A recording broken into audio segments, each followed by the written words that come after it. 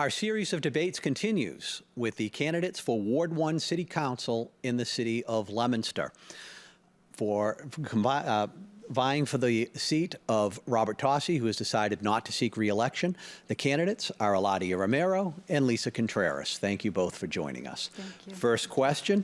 The Massachusetts Municipal Association released a report last week showing increased pressure on local municipal budgets from a combination of increasing costs and slowed growth. Leominster is starting to feel the impact of this trend, barely reaching $1 million in new growth last year, while seeing increases in health insurance, salaries, and other factors. Now, given the city needs to have a balanced budget, what specific projects would you support to expand the tax base in Leominster? And if you do not support growth and growth projects, which cuts or tax increases would you support to close that gap? Ms. Romero. Well, thank you, Kevin, for hosting, for having us here this evening. Thank you to my opponent, Lisa, for being here as well. I look forward to engaging in a conversation with you about the ways in which we'll serve Ward 1 residents.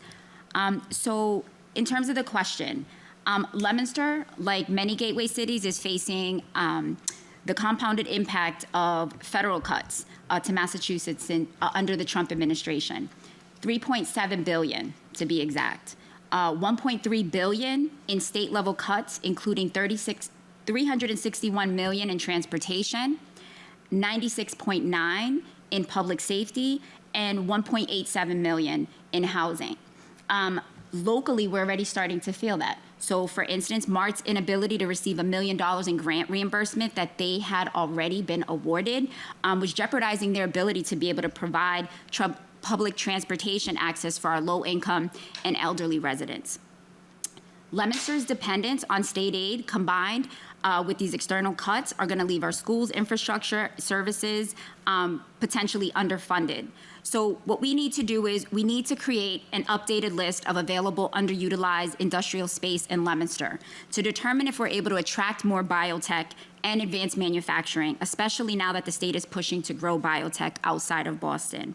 I think we missed that opportunity to bring in biotech or advanced manufacturing to Orchard Hills in 2021 when we were awarded $2.9 million in a MassWorks infrastructure grant for the extension of utilities and roadways from the existing Orchard Hill Park extension. The grant was supposed to be tied to a project that was going to bring in 300 jobs and 100 construction jobs to the city. I think we need to understand what the barriers were and why this project fell through so that we can address those issues with mass development to recruit other biotech companies into the region. Okay. Thank you. Ms. Contreras? Thank you. Well, I am not a big advocate of tax increases. I think that historically the City Council has done a good job in the budget and the taxes, and I know the last couple of times that the budget, that they did the budget, they did not meet the 2.5 law of the Prop 2. And I think that's a great thing. There's some wiggle room of about $6 million there from the last time that they voted. So again, I'm not a big proponent on raising taxes whatsoever. So what do we need to do, right? Costs are increasing. We need to be creative in the way we're going to bring in more money. We need to expand growth, but not at the expense of the people that currently live here. We need to incentivize businesses, both small and large. And I often wondered, why is it that other cities have lucrative malls that are able to, bring in revenue, and what happened to our mall? And maybe we need to look at that to incentivize more businesses to come in, more ways of people spending their money to get revenue. And maybe we need to start looking outside the box, right? We always say, okay, we can build more houses or we can raise taxes. Maybe we need to do a little creative thinking, right? Maybe there's ways of leasing rooftops or for like solar farming or things like that, maybe advertising, maybe rent space for advertising and bring in revenue that way. I also think, and I've talked to a lot of people have a lot of good ideas. Maybe we need to bring more people to the table, our residents. A lot of times they have really good ideas of how we can bring more revenue into our city. So I think it's a balancing act, and I think that's an overall thing that has to be looked at, and there's a lot of different ideas that we could address to bring in more revenue. Very good. So at this point, we're going to open up to a 5-minute open discussion between the two of you. We can add on to the answers that you already gave, rebut something that your opponent said, or just have a discussion with each other. So go ahead. Well, I'd like to speak to the issue of the mall that my opponent raised. I actually envision that being made into a city-owned indoor sports complex. Leominster being a big sports city, we do not have the facilities in our city to accommodate all of the sports activities that take place, particularly in the wintertime. And so, the mall at Whitney Field, potentially being an indoor sports complex to house turf fields and basketball, volleyball courts, training facilities. It supports families and youth with limited access to winter sports, but it also allows us the ability to promote tourism and drive revenue through tournaments, memberships, and rentals. Working with the chamber, Roy Nascimento, he was able to bring in up to almost $5 million with their visitor spending. And so to be able to partner with them to make this a tourist, part of their tourist destination spots, we could generate, other states have done it, other places have done it, and it's generated up to $1 million in revenue. So I think you're right. We do need to look at alternative funding opportunities and sources. But once again, honing in on the fact that we need to attract industries and we need to be creative in repurposing some of our unused spaces to grow our tax base. We got to invest in our people, our infrastructure, and our future. We cannot miss opportunities like we did over at Orchard Hills, which it was supposed to create 300 jobs. It's creating 308 luxury apartments. I don't disagree. I think we need to take a look at the plan that we have here in Leominster. What land do we have available? What property do we have available? And I actually think that's a great idea. Let's give something that the youth can use, right? I think that's very, very important to engage the youth. So utilizing that in some sort of sports facility or whatever. But I still think we need to look at, what is it, and it wouldn't be a bad idea to bring some more of those retail places into Leominster, right? And what is it that makes other cities successful in that area? And, why did what happened to our mall happen to our mall?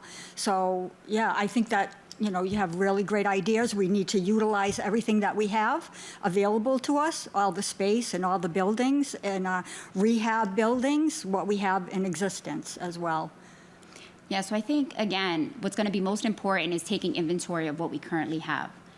We need to know what space is readily available, and then utilizing that information to then go to mass development and to go to other entities to say, what types of businesses, what type of industry could we bring into Leominster to build our tax base? So that, I think that's going to be important. And really, residents, as you said, do have good ideas, and they have visions for the city of Leominster, what they want to see moving forward. And we need to engage them. We need to provide them with the opportunity to be able to speak to what is it that they want to see, what type of entertainment, what type of facilities, what type of restaurants, what type of businesses would they like to see here in the city, and include them in the process of moving forward in Leominster. I think Leominster, again, has a very diverse population, and I think people have a lot of great ideas, a lot of different perspectives. We need to be able to respect that, bring that to the table, and allow them to be a part of the process of, again, building a plan for the future of Leominster. And how can we bring in more visitors as well, right? Because that will help our restaurants, right? And maybe I don't know, again, we can brainstorm and think outside of the box, more festivals maybe that would be free to Leominster residents, but charge people that want to come in and partake with some of the things that we have to offer. That would be another way of, creating revenue. So I think there's a lot of opportunity there to utilize what we have, engage the community, and think outside the box, and really be creative in some of the ways that I think that we can make some money or revenue for our city. Okay, we're just about out of time on this issue. We're going to move on to the next. We're going to stay on expanding the tax base, but we're going to reel it in a little bit more specifically about the lack of housing, which is often a topic of conversation in Leominster, around the state, around the country. We are about 200,000 housing units short in the state that we would need to make up by the year 2030 in order to get any semblance of housing affordability. Now, given that the old mill buildings in Leominster have been rehabbed into new housing and developable land in Leominster is very scarce, specifically, where do you propose Leominster should build new housing? And with such limited room for new construction, should we prioritize market rate housing to attract people with the resources to support and attract businesses, or affordable housing to support affordability and accessibility? I know the easy answer is, well, we need both, but with such scarce land available, we're going to need to prioritize. So when it comes down to market rate versus affordable housing, which one would you prioritize? Ms. Contreras. Thank you, Kevin. Well, interesting enough, there was an article by Realtor.com that I read a few weeks ago that said that Leominster was in third place of most desirable place to live. So Beverly, Mass. was first. There was a city in New Jersey that was second, and Leominster, Mass. was third, right? So we're the most desirable place, or one of the most desirable places to live. And so people want to live here. People want to move in here. So where are we going to put them, right? Where is the housing going to go? And to answer your question, Kevin, I think we need to get affordable housing and more housing for the elderly. I mean, we need all housing, as you said, but I think we should focus on affordable housing and housing for the elderly. I mean, right now, to try to get into affordable housing, it could take you anywhere from 10 weeks to 5 years, right? And that's just ridiculous. Affordable housing, maybe builders that want to come in here and build for market value, maybe we can offer them incentives, right? Say, okay, fine, you can build at market value and this will be the incentive to also build for affordable housing. I think that's important. But any growth that we do must be done with transparency, right? Because we saw what happened with the Orchards Hills, and what a fiasco, right? What a mess that is. So we do need growth, but we need to pay attention to the growth, and we need to ensure that the residents of this city are aware of exactly what's going on. And maybe we as city council need to do a better job in communicating, right, what the plans and ideas from city council as well as the planning committee are going forward. And I think that's important. So in regards to where exactly we would put this housing, I think we need to sit down and look at the plan overall. I haven't done that myself, but that's something we need to do, taking into consideration the residents as well and the people that live here. Ms. Ramiro-Rodriguez. So I also saw that report from Realtor.com in August that said Leominster was one of the hottest zip codes in the country. But obviously, with that comes, with this growth, it comes at a cost. So home prices rose 42% in 5 years. I saw estimates where in 2020, the average price of a home was $322,000. In 2025, it's estimated to be $460,000 in Leominster. Rents are climbing way faster than wages are, and housing is no longer attainable for many local families, including our young professionals and our essential workers. But building more housing doesn't always mean it's going to be affordable. What we need is more attainable housing. Homes that cost less than 30% of income, including mortgage, tax rates, and insurance. We can take advantage of state programs. It's the first in the nation, Massachusetts is the first in the nation, to launch the Momentum Fund, which is an alternative source of capital to reduce reliance on equity investors as an attempt to address the middle market feasibility gap. So local leadership is needed to make middle market housing financially viable in our city. We also have to coordinate housing development with infrastructure investments. We need to leverage state programs like Housing Work. They offer competitive grants to municipalities for infrastructure projects. We need to work closely with the Governor's Office of Federal Funds and Infrastructure to identify federal funding for municipal infrastructure projects as well. Leominster shouldn't have to choose between affordability and growth. We do need smart growth in our city. We do need responsible growth in our city. We need market rate housing to attract new residents and boost our economy, and affordable and middle market housing to current residents and workers, so to ensure that they're not left behind. Okay, we'll open this up for a 5-minute discussion. All right, well, I actually agree with my opponent. More affordable housing. I don't know how people or younger generation do it nowadays when they're looking to buy a house. It's practically impossible, if not impossible, right? So affordable housing would allow them to move into a place and also save for their future and for their home. Another thing is, when I think about housing, is something we really need to look on and expand, where are we going to do the housing, is we need to look at things like our infrastructure and our roads, right? I was looking at some of the past debates, and 2 years ago, or 4 years ago, actually, one of the questions was, well, what are we going to do about the traffic in North Leominster, right? And so here we are, and we go, well, what are we going to do about the traffic in North Leominster, right? We still have a problem. So that needs to be taken into consideration. The hospitals, schools, I've talked to a couple of teachers.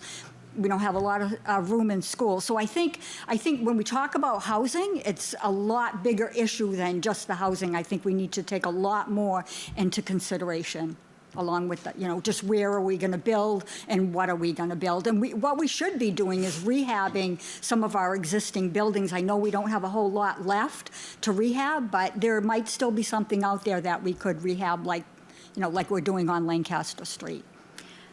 So going back to my comment about smart growth, similar to the assessment that we need to make about underutilized or vacant establishments that could potentially be used for industrial purposes, we need to also ask that the state also conduct a study to determine if we have surplus public land that we could repurpose if it's underutilized, that's maybe near transit, downtown, along major corridors. I think we need to, again, look beyond just what Leominster has. We need to look at all resources. In addition, I would very much advocate to have an actual housing committee. And by establishing the housing committee, I'd want to have city officials, planners, housing advocates, developers, and residents from all 5 wards, especially renters and young professionals from Ward 1. I think in order to address the housing crisis, we need to have everyone at the table that has a stake, everyone who has an interest in addressing this issue, people who bring value. And again, with the focus of being attainable housing that people within our community can afford. Because once again, while, to communities like Worcester and Boston, Leominster seems very affordable, the housing prices.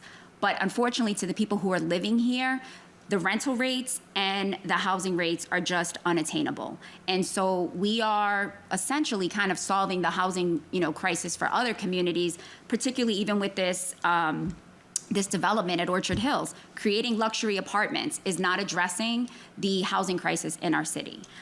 It's not going to be beneficial for, I think, the residents of Leominster. Most folks won't even be able to afford those units. So we don't need that type of development or those types of apartments. What we need are, again, housing options that are affordable for the residents of Leominster.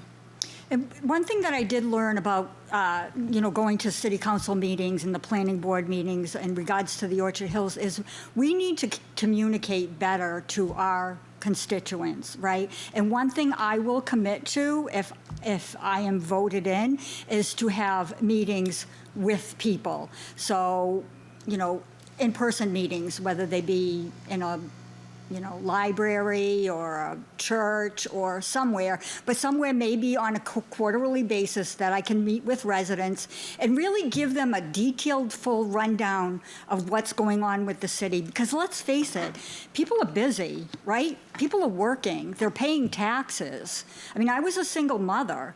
I mean, there was a point that, some days I didn't even know what my name was. I mean, my point is, people are busy and it's hard to keep up on things. And maybe it should be the responsibility of city council, especially a ward city councilor, right, to keep the residents up to date. So I will commit to keeping the communication open and to meeting with the residents of Leominster, or Ward 1 Leominster. Yeah, and thank you for bringing that up, because it is important that residents remain informed, engaged, so that they understand what's happening and what we are doing on their behalf. Okay, next question. Looking at Leominster's challenges and opportunities over the next decade, what ideas for new policies or initiatives will you bring to the table to help shape the city's future? Ms. Romero-Rodriguez. So once again, as I said, I mentioned briefly as we were speaking about housing, I really think it's important to establish a real housing committee, and I would advocate for that. We are facing this housing crisis, and the only way to address it is to have again, folks actively working together to find solutions, leveraging state, federal funding, programs. And we have great resources here. We have Mark Dohan from New View Communities. He's one of the largest nonprofit developers. We have Brian McPherson, who's also at MOC, who's working on housing initiatives. MRPC. We have nonprofit organizations that are willing to come in and work with the community. So the housing committee should consist of city officials, planners, housing advocates, again, and representation from our citizens.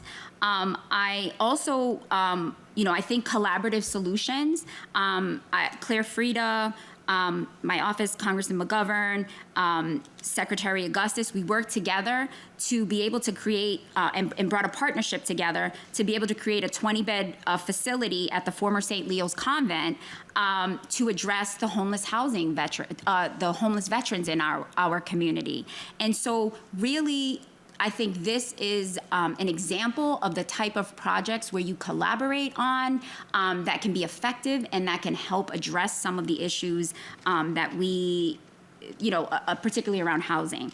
As I mentioned previously, leveraging underutilized industrial space, we really need to take a look at that. We need to partner with mass development. Devens is not too far away. There's, in my opinion, there's no reason why we can't be trying to recruit some of those businesses that they're recruiting to Devens to come into Leominster to not only create great jobs, great paying jobs, but also a tax base. Good. Ms. Contreras. Thank you, Kevin. Okay, well, at one time, I feel like 10 years sounded like a long time. Now, with the way technology is moving, it's moving exponentially. 10 years is pretty much right around the corner. I mean, what are we going to be facing in 10 years? AI is right around the corner. Whether we like it or not, it's here.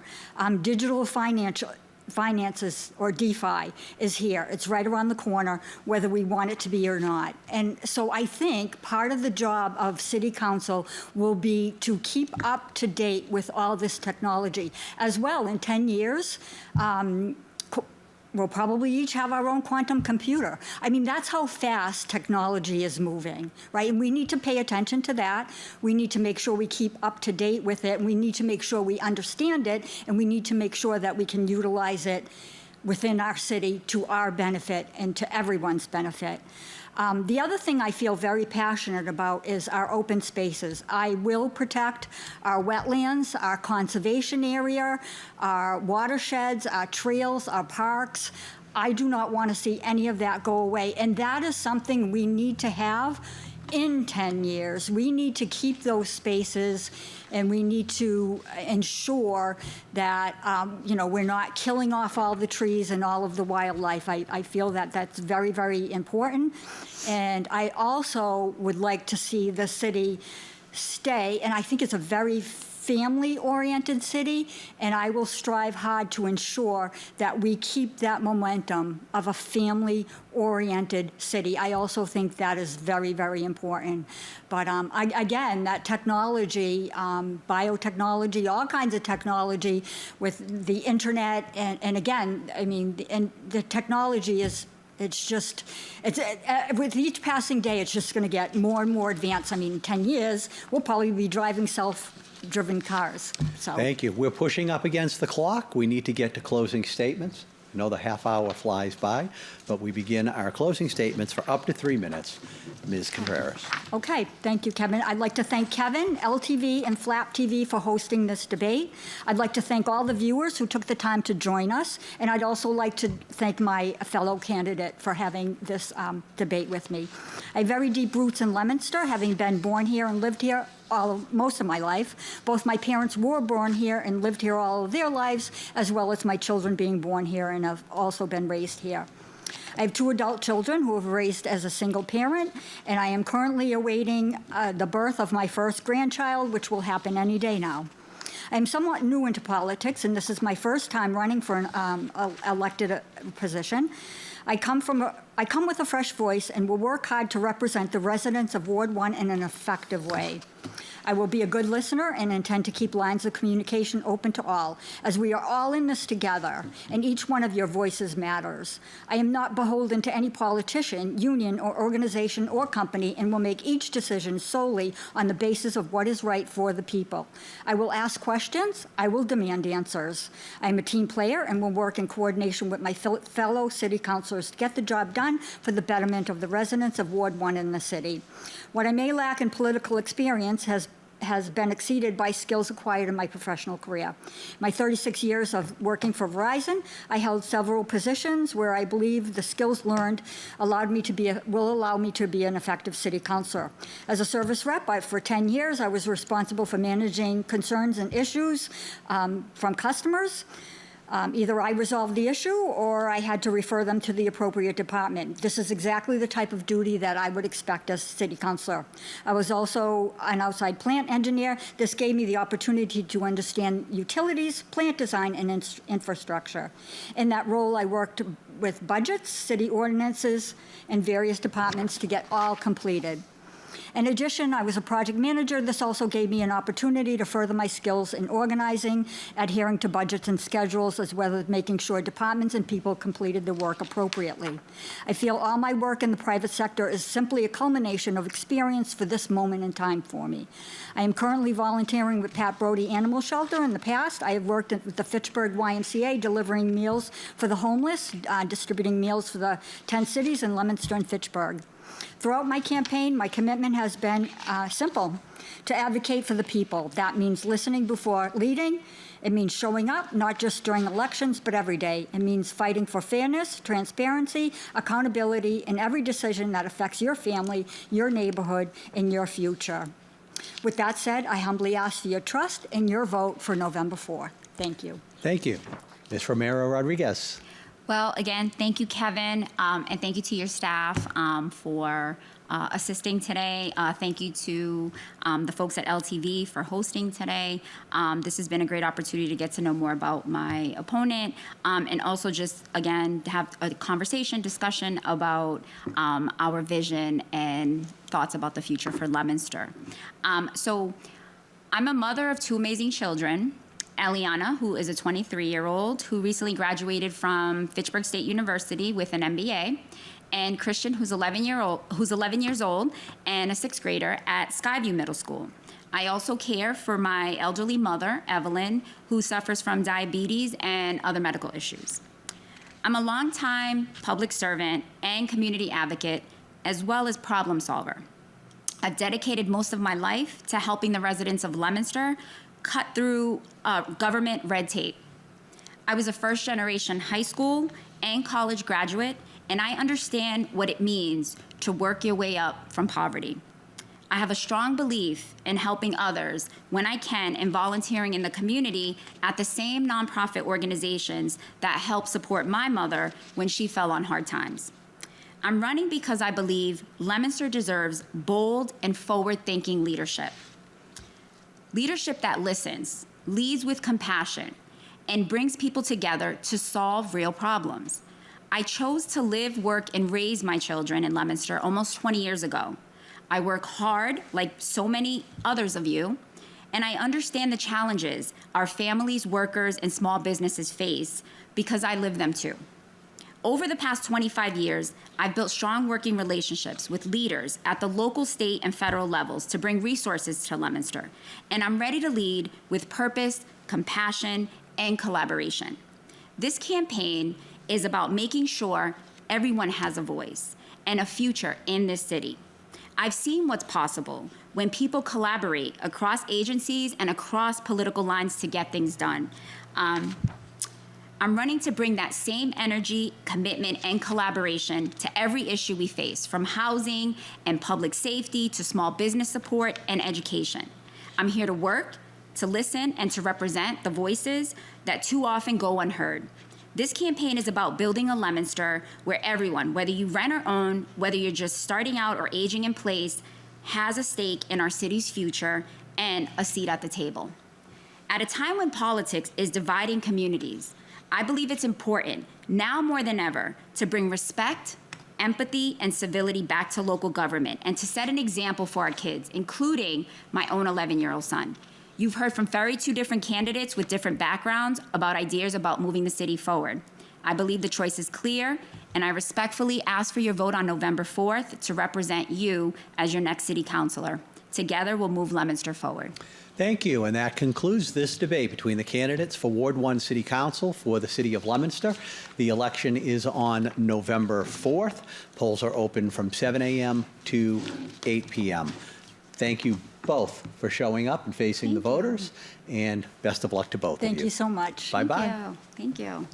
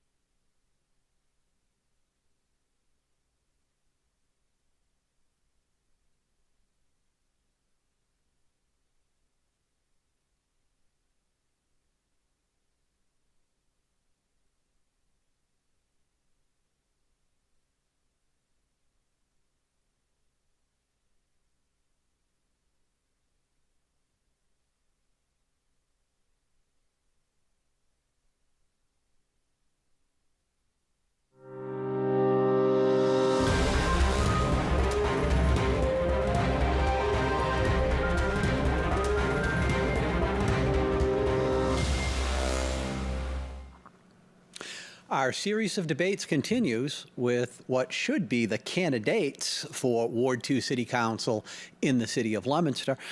We have with us incumbent Pauline Cormier, and the challenger, Divine Blackman, has not shown up for tonight's debate. So I want to thank Councilor Cormier for showing up. I think it's important. This is the only debate of the election season to come and answer questions, the important questions that voters care about, so they can make an informed decision on Election Day. Thank you for being here. Oh, thank you, Kevin, and thank you to your staff. Thank you to your executive director.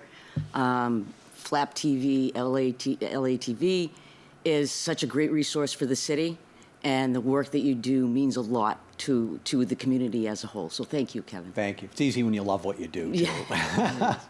Because I don't get to be in your hot seat anymore. Yeah, so that's right. That's that right. helps out. And we thank you for your service to our city as well. Thank you.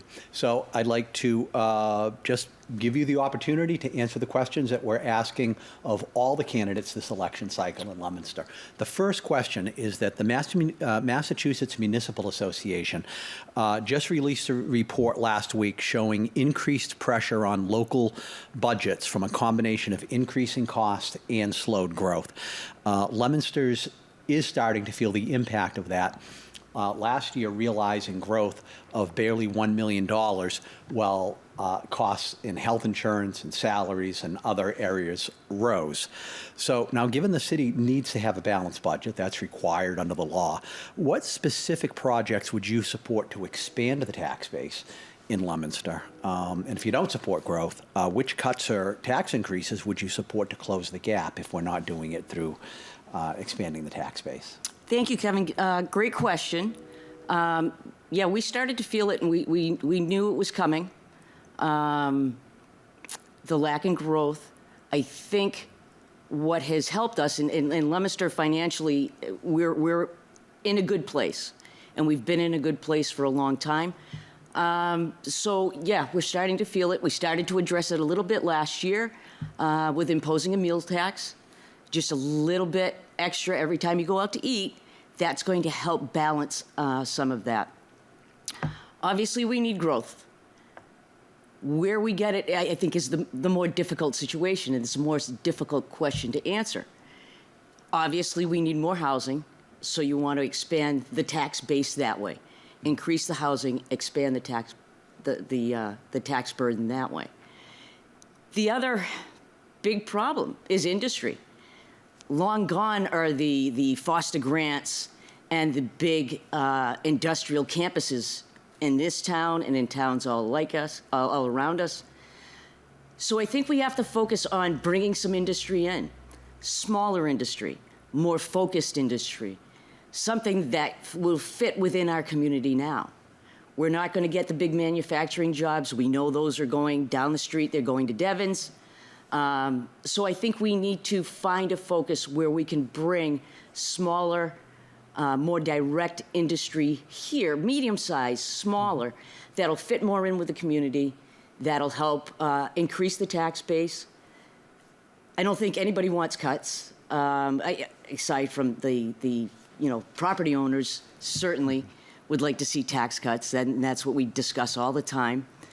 The reality of it is, it's growth. We have to grow. We have to find different avenues. I think the city has been very creative in the past. We've offered TIFs, tax deferral systems, to get people here, to keep people here. I think the city of Leominster as a whole, our community, has gone over and above supporting these small businesses, encouraging people to come here, encouraging people to open up here. Give us a shot. Let's see what the community can do for you. We've got an educated community. We've got educational program that's looking to the future, that's providing workers, that's providing technology, that's providing the services that a company is going to need to come into this community. And I think that's what we have to continue to do. Cuts to the system are just tough. We know we have a certain amount of money that has to go to the schools. We know our budget in this city is roughly, I think, fiscal year 2026 is about $178 million. We need to make that. Cutting is only going to get you so far.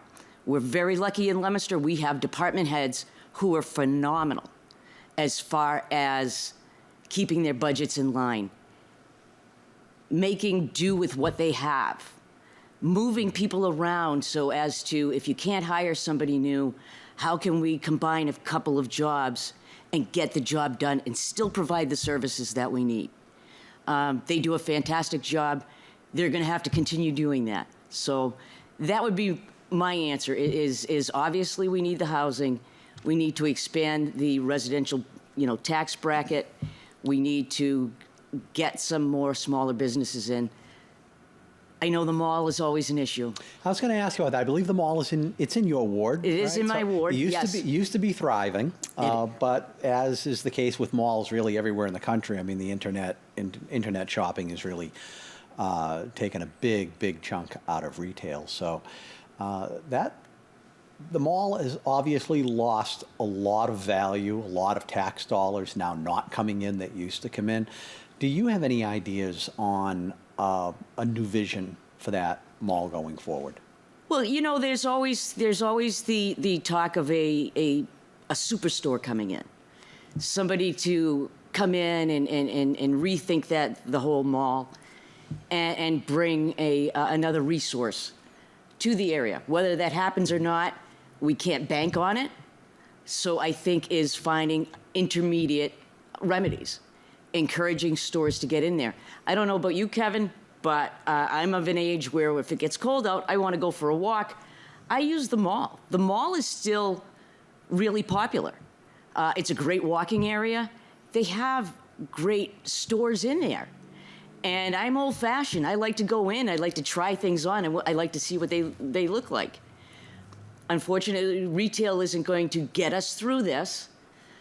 I would love to see that area be reinvented. I know that there's been ideas thrown out about, sports, entertainment facilities.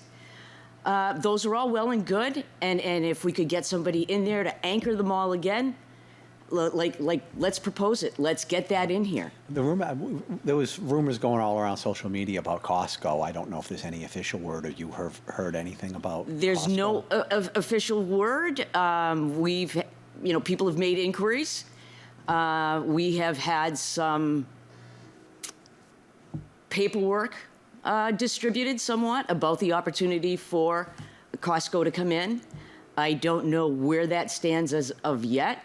Obviously, that would be a big gain for the area, for the mall, certainly. That would get people back down there. That would get a good anchor in there. It would bring people from outside the community in the community. Would love to see it. As I said, I'm willing to take any suggestions, but it is a big factor, and it's sad to go down there and see so many big, once thriving areas just essentially sitting empty. So anything we can do to get more involvement down there and get to land a big anchor store like that, I think that would make a tremendous difference in the city. I remember right before Christmas last year, somebody put a video up at the mall like 2 days before Christmas, and it was just depressing to watch. I remember, we both, I think we were both born and raised in Leominster, and we remember the heydays of Christmas shopping down there with R.H. White's and Woolworths and Sears and all those. Woolworths lunch counter. Yeah. Tom McCann's, go get your hush puppies. Yes. Yeah. Yes. And especially around the holidays. And there was so many people, and it was all decorated, and it's so exciting. So it is. It's been hard to watch. Yeah. So you said something interesting with that is really focus on small businesses and local businesses. You were brought up in the Councilor at Large debate that we had by several of the candidates because of the social media post you put up, starting a pledge that you are pledging to patronize every locally owned restaurant downtown during this Minusnauk Brook restoration project, which is going to cause some headaches for traffic downtown. So, how does it feel to be a social media influencer, having something like that go viral? It's so funny because I'm not a big social media person. People reach out to me on social media. I usually reach out to them directly, and I'm more of a, let's sit down, let's talk this out. I don't get in debates on social media, but this was one aspect. I know the restaurant owners, the business owners are really nervous about it. I thankfully live really close, so it's not a sacrifice to me. Most of the time when I patronize the downtown restaurants, I walk anyway, because it's so close to me. But yeah, and I'm going to issue that challenge to everyone tonight. I'm going to issue it out to Go my, for it. Look my right in that fellow city camera and issue your councilors challenge. and all the other business owners. The downtown area needs us. They need our support. I think that the restaurant owners and everybody downtown is really, they're embracing it. They're saying, yes, I mean, it's a necessary repair. We have to do this. We have to get it done. So, yep, here's your challenge. I pledge that I am going to patronize each and every one of the restaurants, stop into the downtown businesses, all during the repairs, and I challenge you to do the same. And I think we're going to have a punch card or something we can do online and have a challenge that way. So. My office is downtown Leominster. I already patronized just about all of them, but now I'm going to, you inspired me. Now I'm going to make sure I go to all of them, and we'll get my Thank you. agents in there too, and we're going to support those local businesses. Thank you. I also made a plug at the Leominster Courthouse and said, all you people that go out for, you're staying in town now. We're getting this done. They can walk right over from there. So. And the ones that may have mobility problems and walking problems and may have to park a while away, we have the Flamingo Express, right? Can't wait to try it. You can just call a number, and the Flamingo Express comes and picks you up at the parking lot you're in and brings you to the restaurant you want. When you're done, you call them up again, and they're going to shoot right over and pick you up. So another example of what Leominster really goes above and beyond in supporting their small businesses. A lot of other cities and towns wouldn't do that. They would put up their detour signs, and that would be the end of it. Absolutely. Leominster, whether you agree with this administration or not, this administration has been fiscally responsible. They take care of their people. They're creative in ways that who would have thought of the Flamingo Express? But it's it's great. And there's going to be people that are going to come out just to try the Flamingo Express. Oh, it's going to be a thing. It's going to be a memory maker. Thing. No yes, question. it is. That may actually, yeah, you're right. It may inspire people to come out even more. I think it will, and that's what I hope. Excellent. So shifting a little bit, I want to talk about housing, because housing is a problem. The shortage of housing is a problem. Leominster, statewide, nationwide, said that the state as a whole is 200,000 units short of being in an area of affordability, or getting affordability under control, that we would need to have 200,000 more units by the year 2030. That affordability is, housing affordability is tough. People born and raised in Leominster having a tough time buying their first home in Leominster and staying in Leominster. A lot of the mill buildings have already been rehabbed into housing, repurposed. Land is very scarce. Developable land in Leominster is very scarce. So now, as projects come forward, you have this. I wouldn't say fight, but a debate between, should we prioritize market rate housing, which attracts the demographic that has the resources to spend money and to attract and sustain businesses that we talked about, or do we prioritize affordable housing, which emphasizes affordability and accessibility to the city? So I know, and I say this in every debate, it's easy to say we need both, but land being very scarce, we may have to prioritize when we're targeting certain developments in certain areas. Where would you support new housing construction to increase those units? And would you prioritize market rate or affordable housing? That's not a difficult question at all, Kevin. Okay. It is for so many others. It is. It is. I mean, and it's almost impossible to answer. Affordable housing. We need affordable housing. It's in great demand. But are we going to get and attract the people that want to come in and build, who are looking toward affordable housing? No, we're getting the big developers who want to come in and they want market value housing. We do need to find that balance. I don't know how we go about finding that balance. For a long time, I grew up on French Hill, right? Mm-hmm. My parents came here in the 1960s. We grew up the old-fashioned way. My grandparents were on the first floor. My aunts and uncles were a floor away. And it was the entire family My grandparents, I guess, officially bought the house, but everybody supported the house. It was the old way to do it. Eventually, my parents bought a house right down the street, a multi-family unit, a 3-family unit. We lived on one floor. We're able to supplement the income on the other 2 floors.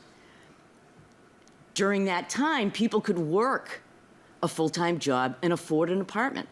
I can't tell you how many former tenants of my parents came back and they said, thank you so much, because you charged us a reasonable rent. We were able to then go and buy our own single-family home, or we were able to go and buy our own multifamily home. So I see that, and I want us to be able to repeat that. Even my area, even French Hill, is beyond affordability for so many people. And there's so many people in need. Mm-hmm. But there's just not the investments. Those investments are not coming our way. People want to build, they want to make money, I understand, and it's leaning towards market value. So are there areas, you know, we know it's coming up. We know the Orchard Hills project is it's the hot topic right now. Mm-hmm. It's tough. It's a tough area. I have my problems getting my head around thinking of a project that big in that area and the impact it's going to have on the city as a whole. I believe that we need housing development and units? Yes, absolutely. They have to come in. Is it our local people that are going to be able to afford to live there? No. Those are luxury apartments there. They're luxury apartments. It's going to be people from out of town. People from out of town that have the money to spend on it. They also have the money to spend within the community. Mm-hmm. So finding that balance, Kevin, is at this point, it is an answer that escapes me. And you're representing Ward 2, which is the most densely populated ward in the city, and the one I would think, I don't have the numbers on it, but I would be certain has the most rental units of any ward would be in Ward 2. So rent is also a big issue in terms of housing prices. Correct. Lately. So, and when you look at affordability, I mean, there's 2 types of affordability, right? You have the deed-restricted affordability, where you have certain income requirements, the 40B program, things Yes. like that, where you can only sell for at a certain price range that's restricted by deeds. But there's also housing affordability, can afford to the general guidelines that mortgage companies and others use, which is your housing cost should not be more than 30% of your income, and that's what's considered affordable. Now, in Leominster, the median household income is about $81,000, which is considerably less than the state average of $96,000. So if you take that $81,000 and look at current interest rates, the cost of a home, insurance, all the housing costs, it comes out to about $330,000 that someone making the median income in Leominster would household, right? Half above, half below. Uh-huh. That's what median is. So half of the households in Leominster can afford up to $330,000 to buy a home, but the median home price in Leominster is $465,000. So that's a pretty big gap. So again, I know it's a tough issue, but what do we do? Supply and demand. The only way to resolve that is for supply to have a better ratio with demand. So how do we increase that housing stock with such scarce land? How do we do it with neighborhood opposition because of traffic concerns and everything else in Leominster, and also expand our tax base in the face of those rising costs? And that's the issue that we are going to continue to debate for quite a while, because there is no easy answer. There's no simple solution. Leominster has been very good about preserving our green spaces, about having family activities. So you don't want to impose on those areas. You don't want to impose. One of the worries that I have is we have a lot of neighborhoods, and Ward 2 goes beyond French Hill. And I know when you think Ward 2, mm-hmm. everyone thinks of French Hill. But it goes beyond, I like to call them the suburbs of French Hill. They have smaller single-family homes, mm-hmm. 60s ranches, maybe some splits.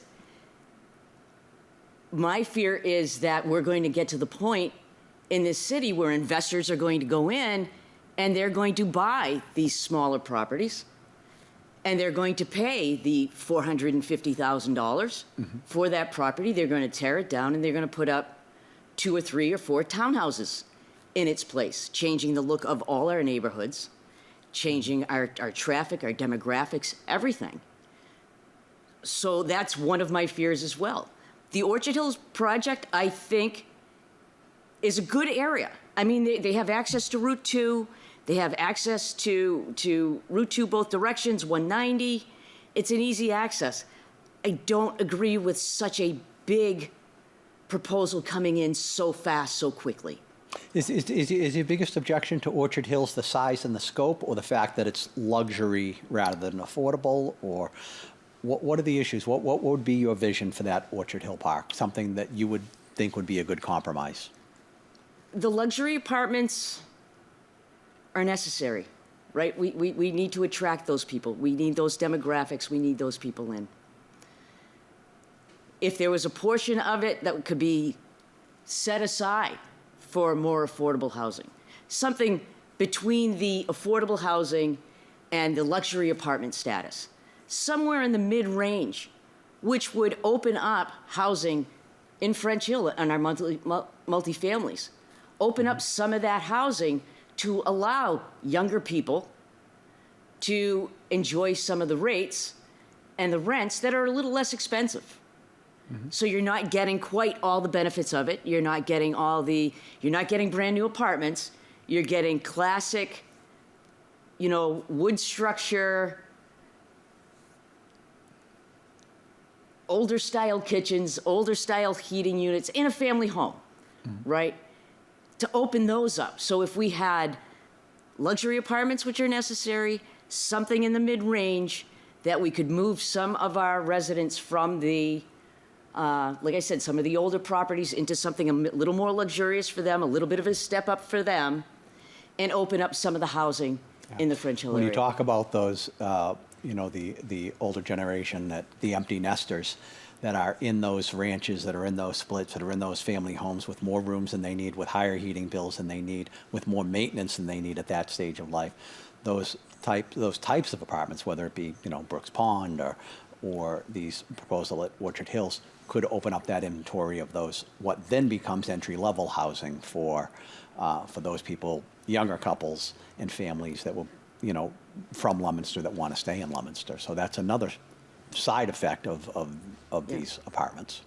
The ADUs, I know that people spoke about those as well, and I actually I in favor of it, because I believe in a lot of cases it's going to be people, like you said, they're empty nesters now.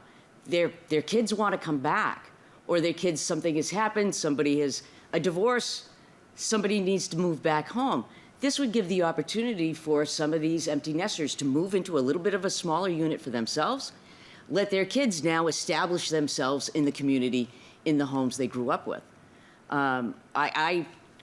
It's funny, as I was thinking tonight, is I grew up with so many kids. I coached so many of these kids, and now I'm watching them coach their own kids. And they work locally. They work for our DPW, our police department, our fire department. They work at City Hall. And I know that the families that they grew up in, they grew up the same way I did. And a lot of them want to stay. And many have been fortunate enough to be able to find a unit and be able to find a single-family home. Many of them also had to go back in and move in with their older parents, help take care of the older parents, be able to save a little money, and be able to afford it that way. So I think that's the best solution is if we're going to do the luxury apartments, let's do something mid-range. Let's give people that are in those smaller homes, like you said, empty nesters, a place to go to. Let's open up some of the housing and make it a little bit more affordable for everyone. Right. So we talked pretty extensively about housing and economic development. Beyond those two issues, what do you think are the biggest challenges and opportunities for the city in the next decade coming up, and what would be some ideas that you have towards policies or processes to help shape the future of Leominster and meet those challenges and opportunities head on? A lot of opportunities. We have and I'm old school, so I call it the trade school. But you have those those programs there. I think it's very important for us to look to the future and how it's going to change and how technology is going to change us. You know, like I said, the big manufacturing jobs are not coming back. So I think an important part is education. We start the kids young, we get them in these programs that they're going to be able to walk out and be productive and to contribute. I think it all starts with our education.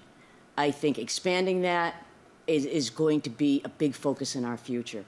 Again, it's growth, but it's reasonable growth. It's responsible growth.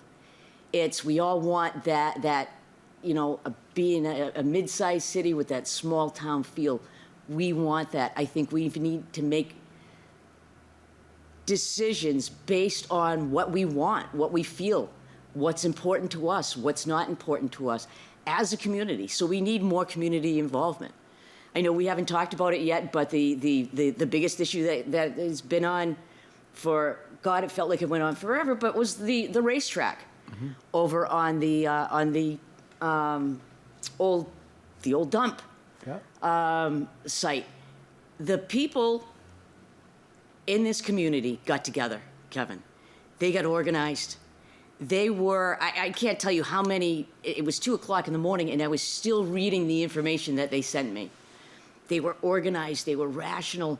They knew that this was something they did not want in their community, and they made their voices heard. I fielded more emails, more phone calls, more get-togethers, more meetings on people's decks.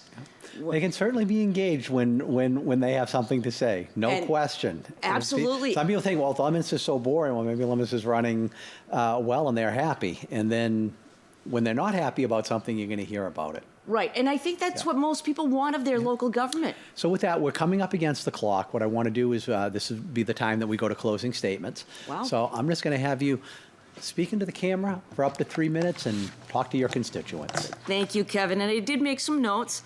So my name is Pauline Cormier, and it's been one of my greatest honors to serve as your Ward 2 City Councilor. As I said earlier, my parents came from Canada in the 1960s. We moved to French Hill. We grew up the old-fashioned way. It's a close-knit community. It's a hardworking community.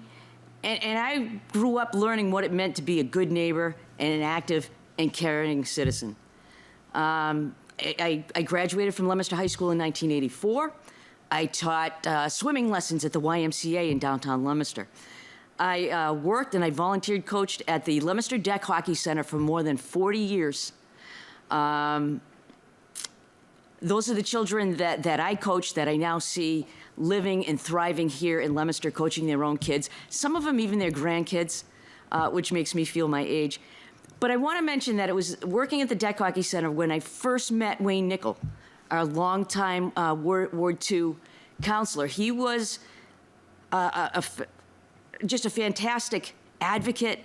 He helped set up the East Side Neighborhood Association, and at the time with a very young mayor, Dean Mazzarella, came in and helped us. The French Hill area was going through some growing pains and helped us get through that.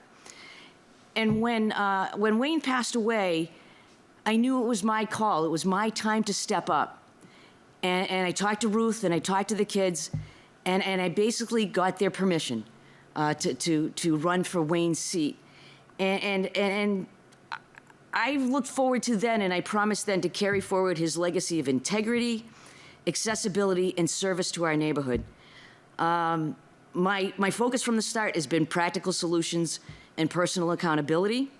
I took on the issue of absentee landlords back in the day, and I continue to do that. I've managed to put together a list of landlords who don't live in the buildings, management companies, and I've been really successful as far as if there's an issue, I have the numbers. I have a person I can reach out and talk to, and that's been effective. I believe a city councilor should be visible, they should be approachable, they should be responsive. This position is a boots-on-the-ground position. it's not a you can't resolve neighborhood issues sitting behind a keyboard. You have to get out, you have to be in front of the people, you have to be willing to sit down in people's kitchens, talk to them, resolve issues. As I said, I was most proud of my Ward 2 constituents. It was a very proud moment for me. I hope to see more of that, encourage more people to be involved. Over the past 8 years, I've learned that progress comes from collaboration, accountability, and respect. There's still a lot of work ahead. We discussed much of that today. The city faces important decisions, responsible growth, zoning, housing, and public safety. Decisions that'll shape Leominster for decades to come. We need steady, experienced leadership to meet those challenges head on. If reelected, I will continue to be that voice, be practical, be fair, and be focused on what's best for our residents. I'll keep working to ensure that our seniors get to stay in their homes, that our neighborhoods remain strong and safe, and every decision that we make reflects the values of the people that live here. Leominster has always been my home. I'm proud to serve it, and I would be honored to continue to serve Ward 2 on the City Council. Thank you. Thank you. And that concludes this debate with the candidate for Ward 2 City Council. For those of you who joined us late, both candidates were invited. Councilor Cormier's opponent did not show up for tonight's debate. Councilor Cormier did. And just for a further point of clarification, in case anyone's wondering, there is no relation between the candidate and the moderator. The election is on November 4th. Polls are open from 7 a.m. to 8 p.m. Go out and vote. Bye-bye. Thank you. Thank you.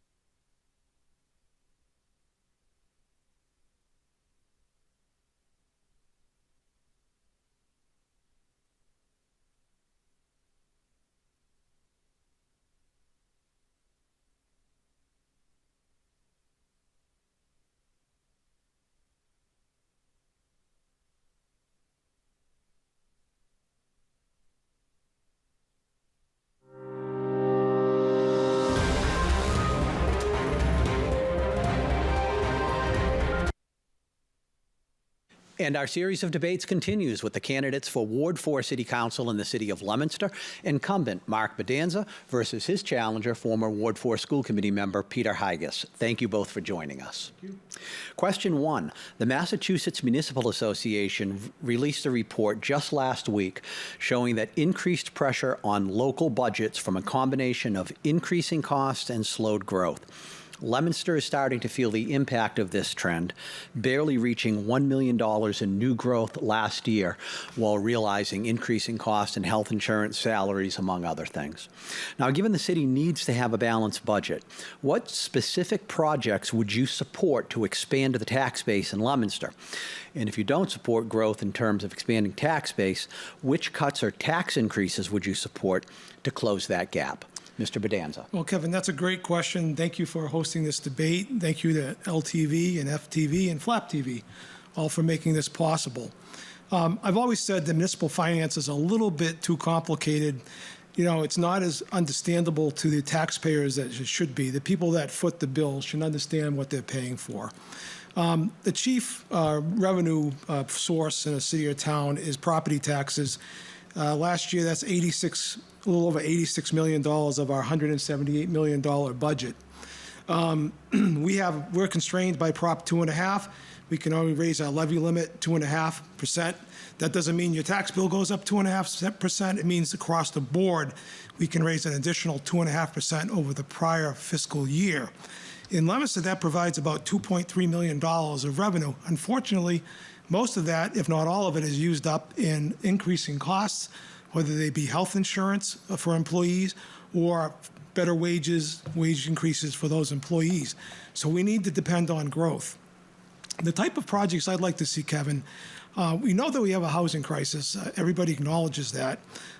It's tricky because when you build housing, of course, it means impact to people, as we're seeing in North Leominster just right now.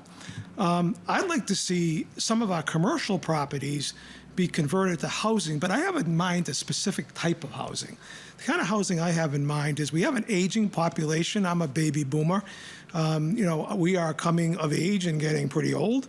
And I'd like to see a senior housing project, perhaps a rezoning of some of the property down at the mall at Whitney Field, for people that are 55 or older, maybe a variety of, just senior living, a variety of assisted living, and maybe even nursing home care there. But I'd like to see something a little bit more different. I'd like to see the services that all of those people use go along with that. Okay, we're going to have to reserve the rest for the open comment portion. Mr. Hygas. Thank you, Kevin. I did read the MMA report. There were a couple interesting things in there. Fortunately, Leominster is in a stronger position than many other communities. There are many communities, including our neighbor Fitchburg, that are running off of a deficit, if not this fiscal year and the years to come if they don't change anything.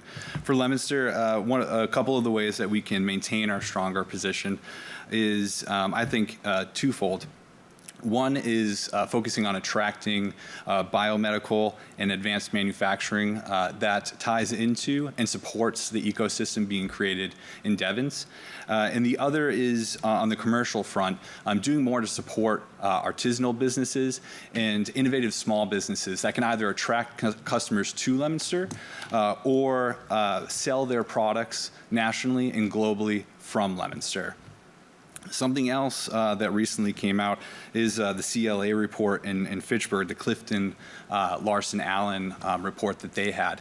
And they got some consultation because of their financial situation. And one of the things that they suggested that we could bring back to Leominster is examining the line items in our budget, our annual budget. A lot of times we actually just kind of copy paste over some values without really analyzing how much money gets sent back is actually refunded at the end of the year into our free cash.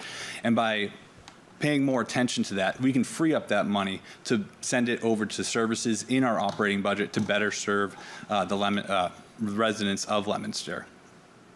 Thank you. I'll open this up for a 5-minute open discussion. So, Kevin, a couple of things. To finish off my point in the initial question, what I'd like to see along with that housing are the businesses that those seniors would frequent. things like pharmacies, things like doctors' offices, dentists' offices, physical therapy offices, gyms, all those kinds of things would be wholly attractive to, and this is done in other places, to that kind of a population, and would create a lot of revenue for the city, because these people, of course, are not putting kids in the schools, and these are services that they need, and it would be not only a revenue generation, but it'd also be a quality of life. With respect to, attracting biomedical firms and other small businesses, hey, I'm all for that, but we've had, Gold Star biomedical zoning down on Central Street for now, I'm going to say over 15, close to 20 years. We haven't attracted one biomedical firm yet. Could it change? Hopefully, but that's not a guarantee. With respect to how we fund our budget, yeah, we turn over a lot of free cash, so-called, at the end of the year. And last year it was 14 million, little of a misnomer, because some of it goes right back to the sewer and water department because they haven't spent it all. Some of it goes back to our stabilization fund because we've borrowed over the course of the year. But we usually have $7 or $8 million to spend for capital needs. There's no way we're buying fire trucks that cost a couple $1 million these days, or other dump trucks for the DPW. Those things need to be funded from that free cash, and Leominster has historically done that. We have a very conservative budget, so there is some money left over at the end of the year, so we can meet those needs. And I'm for one like to see that continue, because those needs aren't going away, and we need a way to fund them. Overrides wouldn't work, or band-aiding things wouldn't work. We need that sort of thing. So I want to address a couple of things. One, I'm glad my opponent brought up, municipal finance not being understandable. That's simply not true. It does take some time to understand, right? Like anything that you want to learn. But you look around to all the towns in the Commonwealth that have town meetings. Ayr, for example, has a beautiful annual budget that they get, and it has to be digestible and comprehensive for the townsfolk to be able to read, understand, because they vote on it, and they're not unique, but they are an area one that their budget looks fantastic. We should be able to do that. We have more resources. We should be able to develop a budget like that and present it in a way that residents can better understand it. And as far as free cash is concerned, I understand the points my opponent's making, but with these line items in particular, the money that's getting refunded, it's consistent. These would be line items where we're consistently over appropriating, and we could have spent that money elsewhere to better serve the residents of Leominster. And as far as capital investment is concerned, we need better planning in the city in general. And a capital improvement plan is supposed to be something, a 5-year capital improvement plan is something that's supposed to be regularly presented during the annual budget process, and we don't get that in Leominster. 2 points. First of all, if we're not doing a very good job with our capital planning or our budget or the way we spend money, the proof's in the pudding. We're one of the best managed finances in the state. We're fiscally sound. We have so many things in this city that we're at the top of. It's just inconsistent with what my opponent's saying. And with respect to, talking about the understanding, able to understand municipal finance, you find me 25 people on the street that understand how our schools are funded, and I'm going to tell you, I'm not sure you could find one of those people that really do understand that. That, in my opinion, is wrong. That's a big systemic problem, and it's something that I think should be tackled. I think when you pay a bill, you should know what you're paying for. People know that their bills go up every year. They know that. And they know that it's being driven by increased costs and wages, as well as health insurance and those things. But they don't know all the fine points of how, in Massachusetts, we fund schools, for example. That one is foreign to most people, in my opinion. I give our residents a little bit more credit. And yes, Leominster is in a strong financial position. We have been in one. We are a little overly conservative, in my opinion, though. And we've gotten lucky with our position on Route 2 and on 190. And that's an advantage we've had over Fitchburg, as well as many other communities in the region. Thank you. Moving on, we touched a little bit on housing, but let's take a little deeper dive into that because the lack of housing is a big topic in conversation in both Leominster, statewide, and nationwide. A recent report showed that in Massachusetts, we need to add another 200,000 housing units by 2020 in order to achieve any sort of financial housing affordability. Now, given that most, if not all, of the old mill buildings have been rehabbed into new housing already, and the developable land is scarce, specifically, where do you propose Leominster should build new housing? And with such limited room for new construction, should we prioritize market rate housing to attract people with the resources to support and attract businesses? Or should we prioritize affordable housing to support affordability and accessibility? And I know the easy answer is we need both, but with such scarce land available, which of those would you prioritize in the best interests of the city? Mr. Haggis. I would prioritize affordable housing. It is something that we desperately need in our region and across the state and in many areas of the country. I actually completed a stewardship program through New View Communities earlier this year, focused on affordable housing. They're one of the organizations in our region that develops and manages affordable housing. And there are no quick fixes. This is something that's going to take several years to address.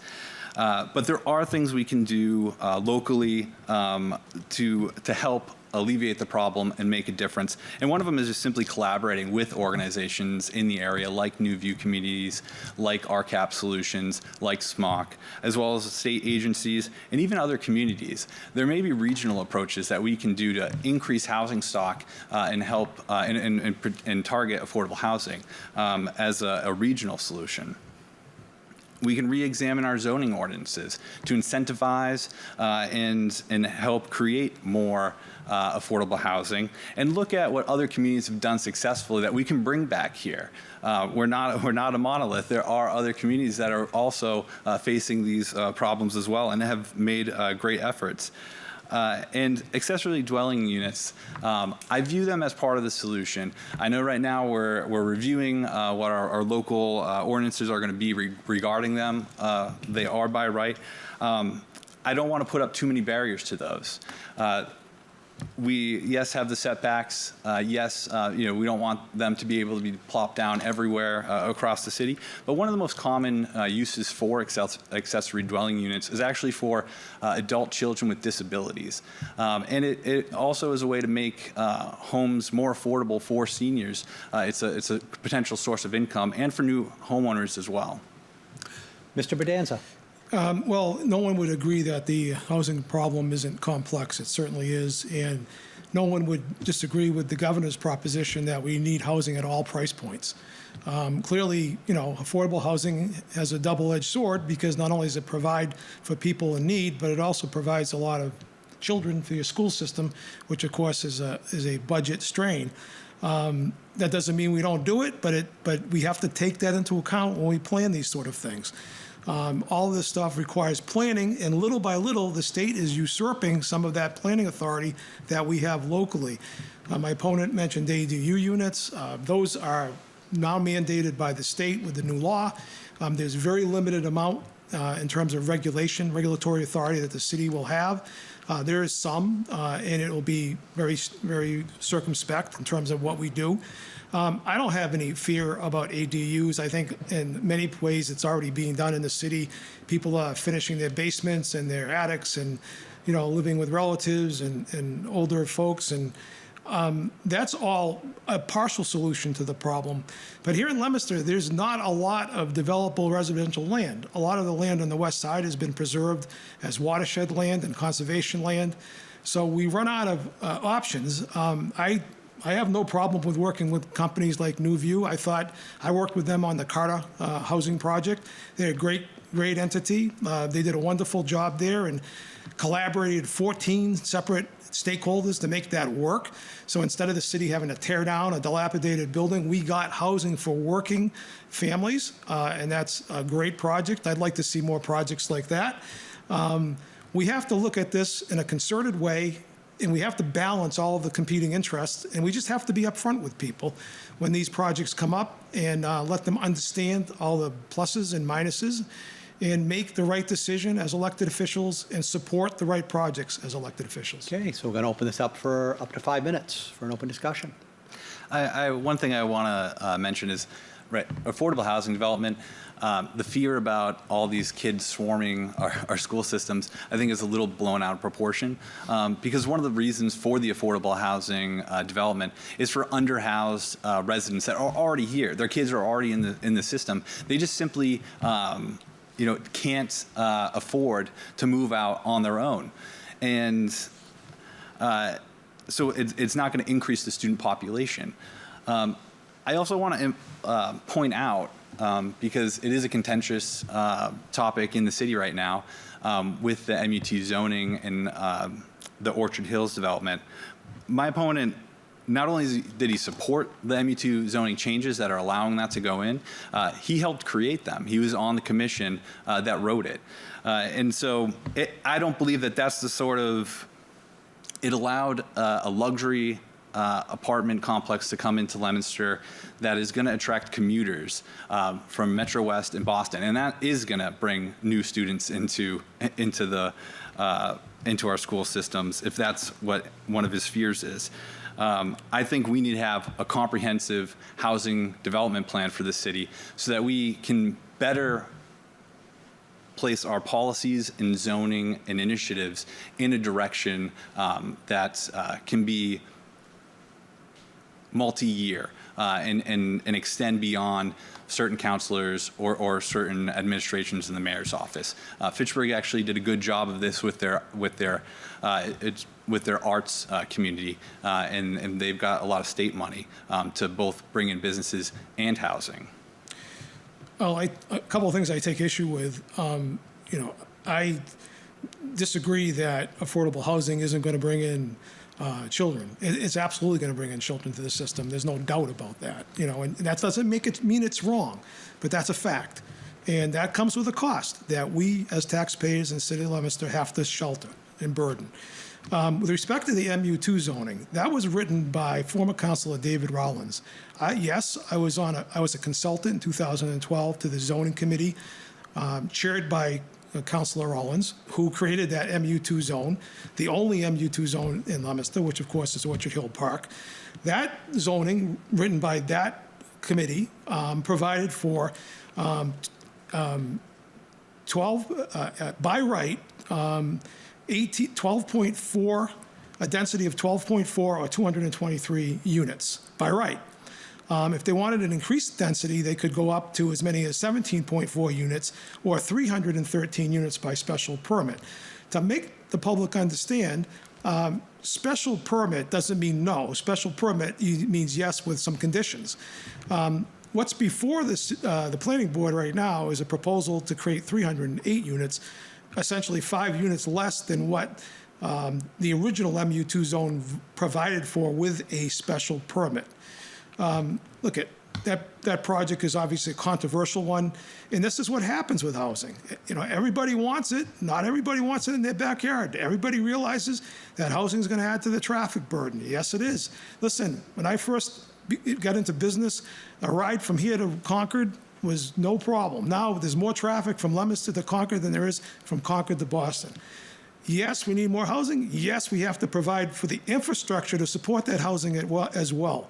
And that's not just here, that's all across the state of Massachusetts, but certainly Leominster has a role in that.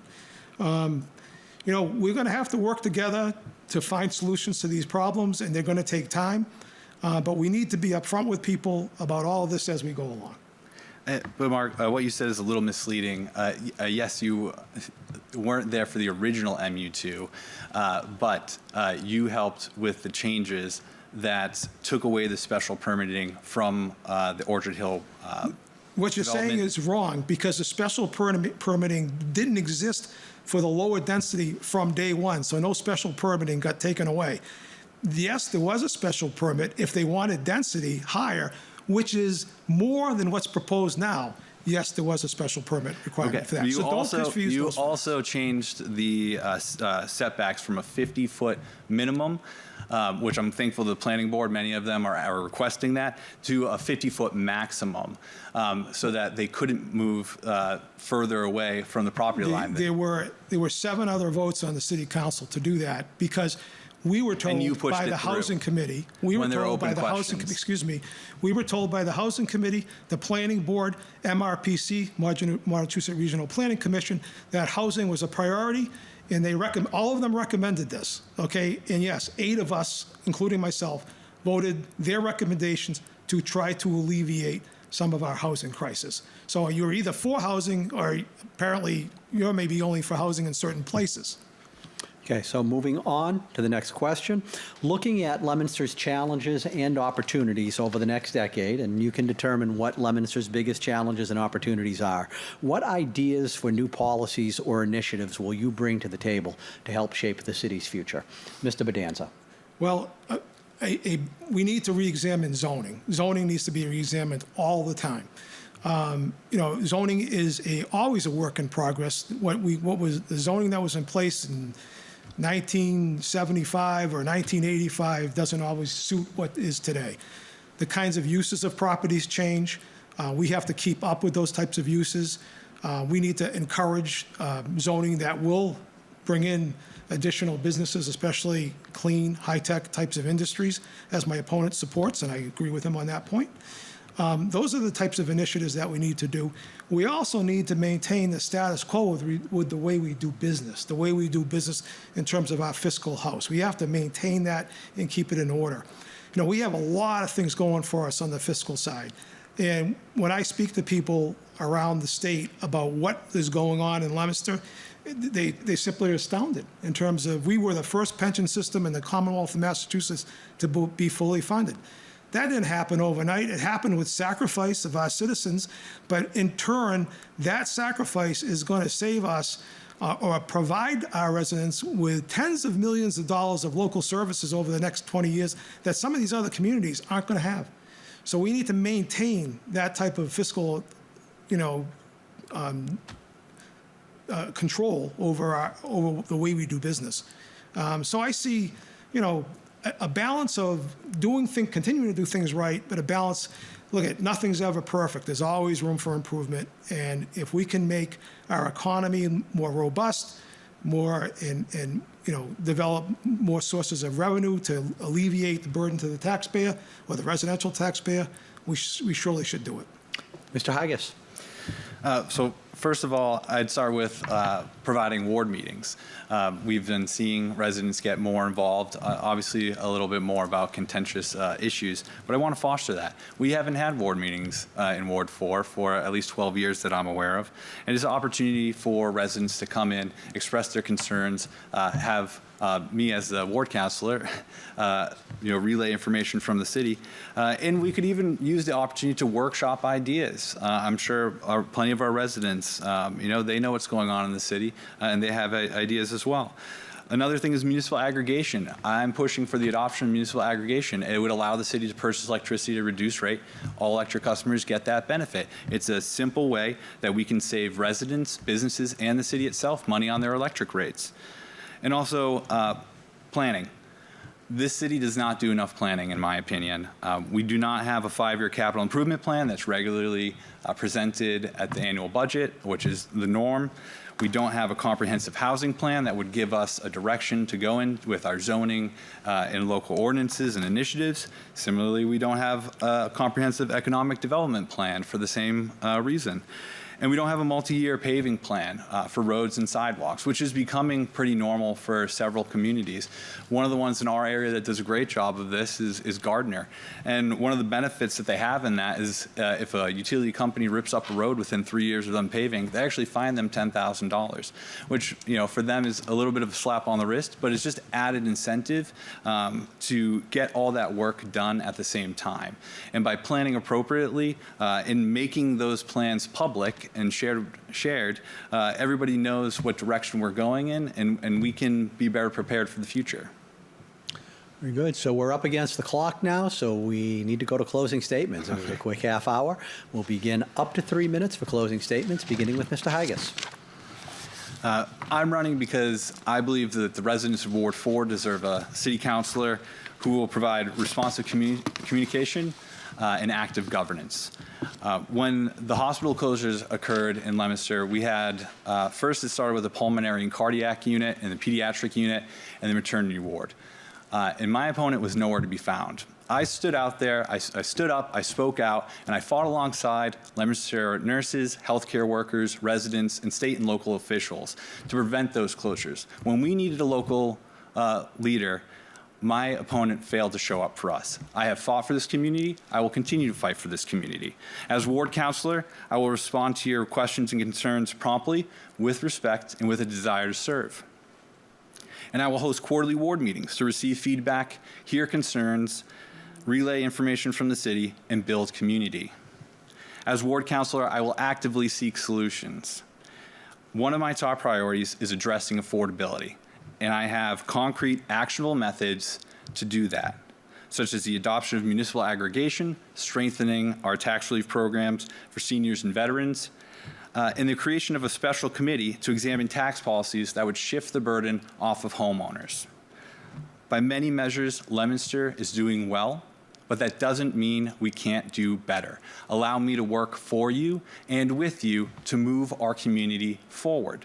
To learn more, you can visit my website, electpeterhigas.com, or call me directly at 774-262-8365. I humbly request for your vote for Ward 4 City Councilor on November 4th. And finally, I'd like to thank Flap TV, FATV, and LTV for hosting these debates, our host, Kevin, my opponent as well, for being a part of it. And I thank you for watching. Thank you. Mr. Bedanza. Thank you, Kevin. Just to clean up an issue, my opponent touts municipal aggregation. That came before the city council about a year ago and was defeated 9-0. Why? Because despite he wants transparency and touts transparency, municipal aggregation allows a city council without participation from the public to vote you into a different supplier contract that you have to opt out of. The company that came before us admitted that 2 out of the 7 years prior, their rate was higher than the National Grid default rate. I don't want my constituents coming to me saying, how did I get into this program? I had no say in it. And all of a sudden, I'm paying higher rates. And this has happened. Google it. It's happening all over the state. It's just not the way to go. In terms of, having a shift in the tax burden, 15% of our taxpayers are municipal, are commercial industrial tax ratepayers. To shift any significant amount of benefit to the residential taxpayers, you have to punish those people. You're not going to punish those people and then at the same time attract them to set up in Leominster. That doesn't work. The city council has consistently voted for a single rate, and that shift makes no sense. Look, many of you know I'm an author. I wrote a number of books, including a book on Jojo White. Became a dear friend of mine. We went to Iowa one day to talk before a college class. I was his straight guy. I gave his career, statistics, facts, and figures. He stood up in front of those students and said, God gave me these gifts. They're not mine to keep. I got to share them, especially with those young people coming up. But the funny thing is, the more I try to get rid of them, the more that comes back in love. I've tried to live that example. I've done as many things as I could possibly do for this community, and I'll continue to do it. Many of you may remember the flood of 23, in September of 23. One of my constituents was the poster child, in a sense, for that flood. Her house was flashed across all of the airwaves in the nation and in the state. There was a mistake made with respect to whether they could pay her the full value, or only a partial value for that house. I worked hard and found a creative solution for that. This is what she says about my constituent service to her. I miss what was once our home, our neighbors, and my daily walks at Barrett Pond. However, we are grateful every day for how things turned out. There were wonderful people at every turn, but you, Mark, were the one official who continually provided hope for us. You gave us your time, guiding us through the arduous journey of bringing us back to being made whole again. The night the City Council voted to purchase our home was one we will never forget. Your compassion was palpable and so appreciated. That's the work I want to continue to do.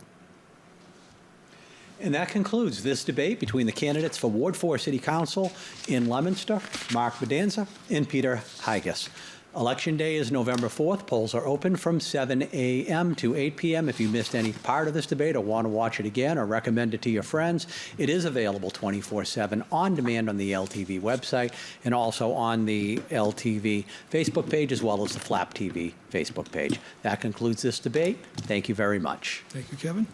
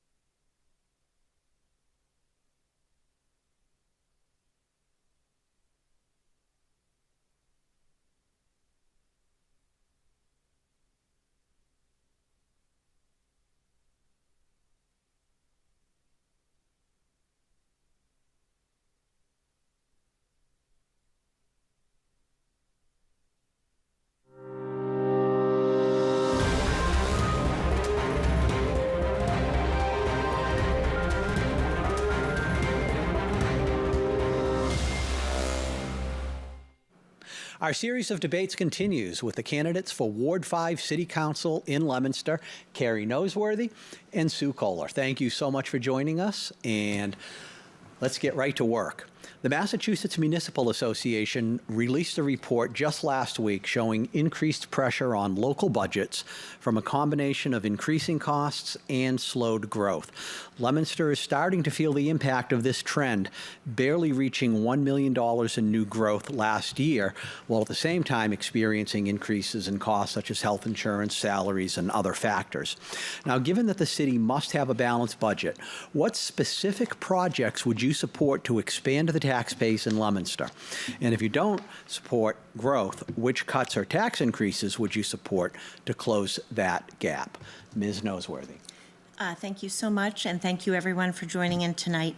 I think that like most complex issues, it takes a multi-pronged approach. So I think that we really need to look at housing, all different kinds of housing to address the multifaceted needs that we have, as well as coming up with a master plan really that looks at where we want to be 5, 10, 15, 20 years in the future as a city. I think that we can really tap into the CTEI program at the high school with advanced manufacturing. I don't think we have biotech in there now, but I'd love to see more work being done to accentuate those programs and then partner both with current local business in Leominster and even Fitchburg, as well as bringing in new businesses with regards to, again, biotech and advanced manufacturing. Okay. Ms. Kohler. Okay, thank you also for hosting this. I agree with my counterpart over there. I do think that we should capitalize on our Center for Technical Education and expand what we have to offer. I think that's going to help create more jobs and increase our tax base potentially at some point. I think one of the other important things is the ADUs are going to help increase our tax base as well. I know Leominster is still formulating the zoning changes for that, but I definitely think that will help.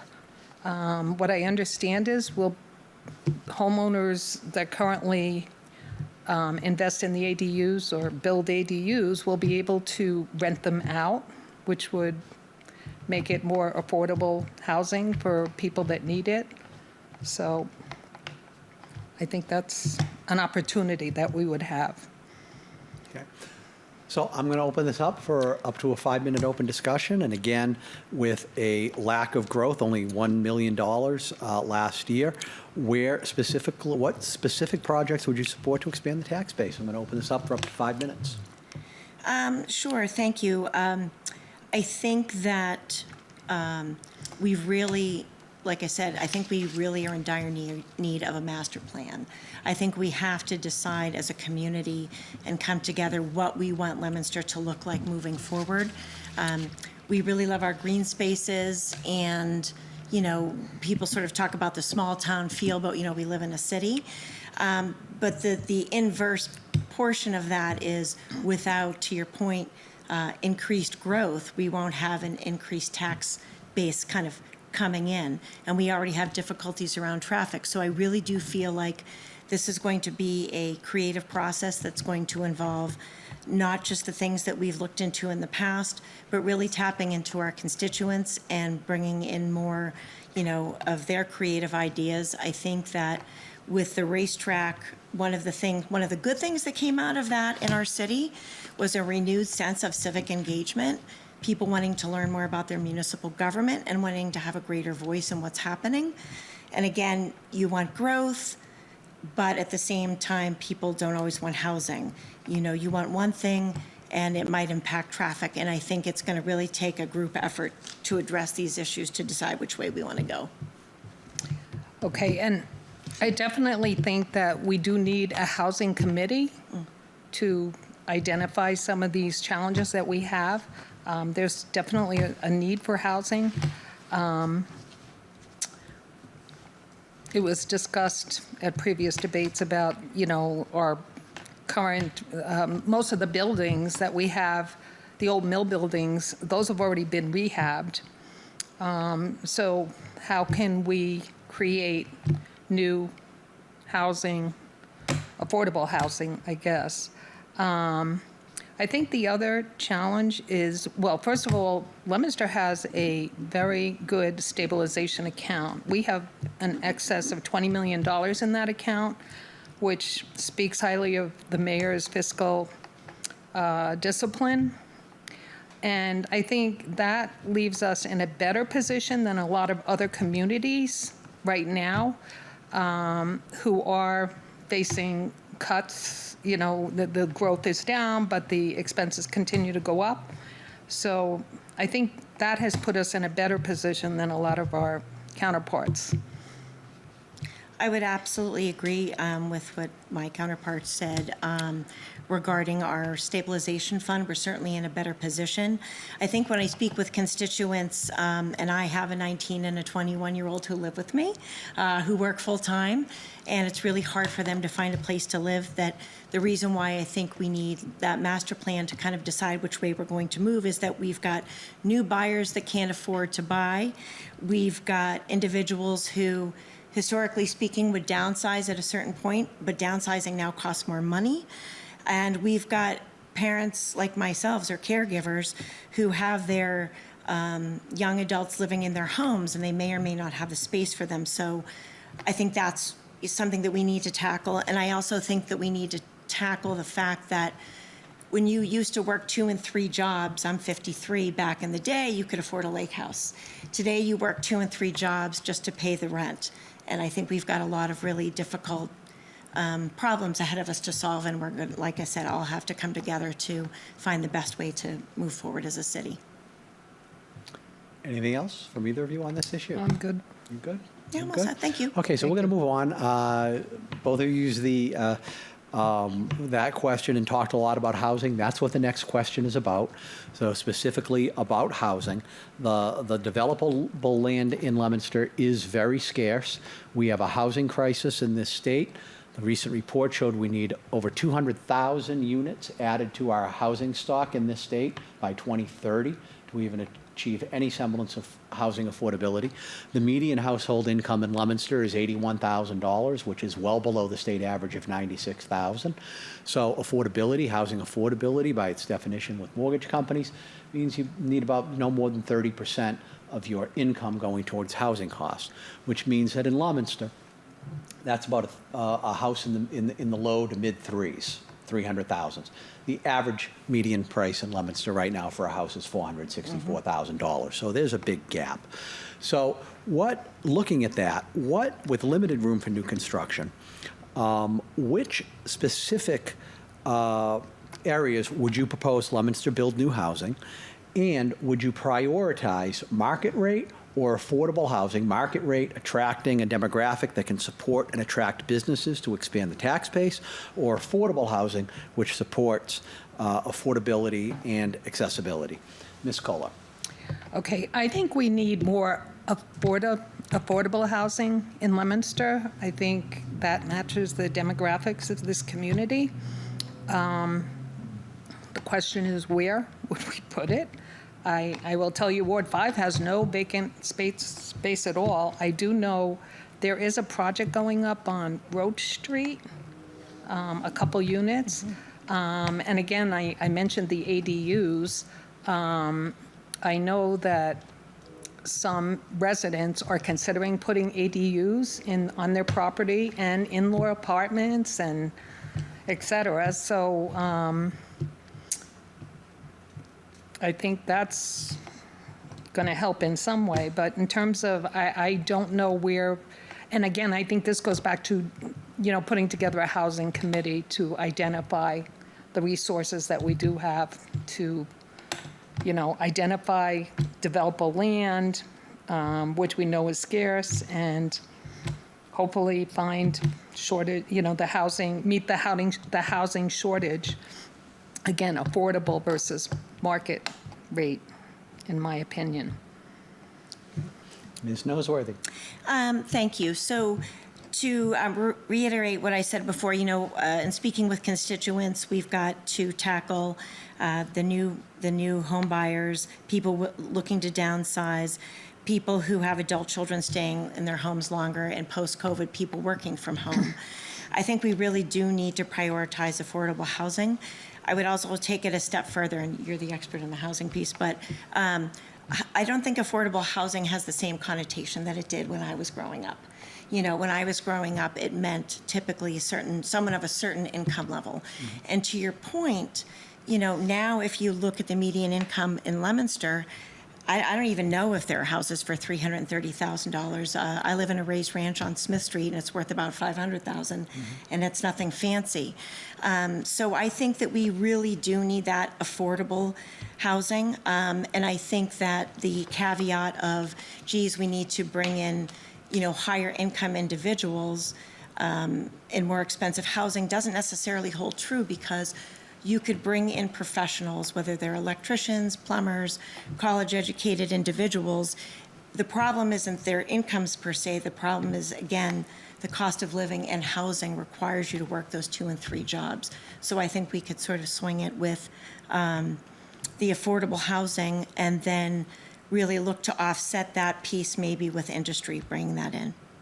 Oh, I also wanted to mention that I also agree about the ADUs. Again, I have a 19 and a 21-year-old who I love dearly, but, I just don't know, they want to have privacy. I want to have privacy. We're in a raised ranch. I talk to many constituents in the same situation.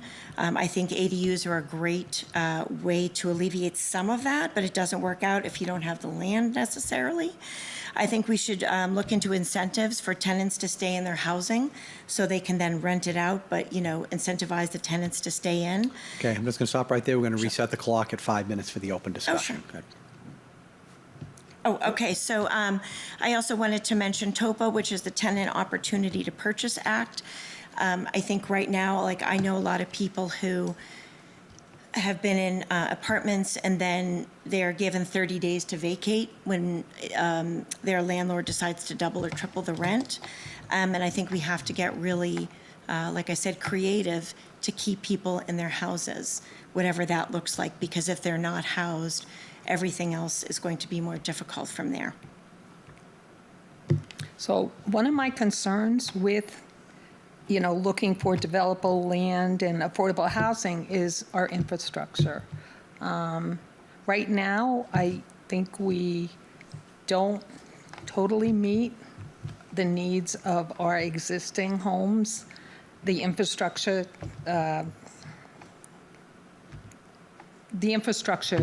is outdated, and we need some improvements.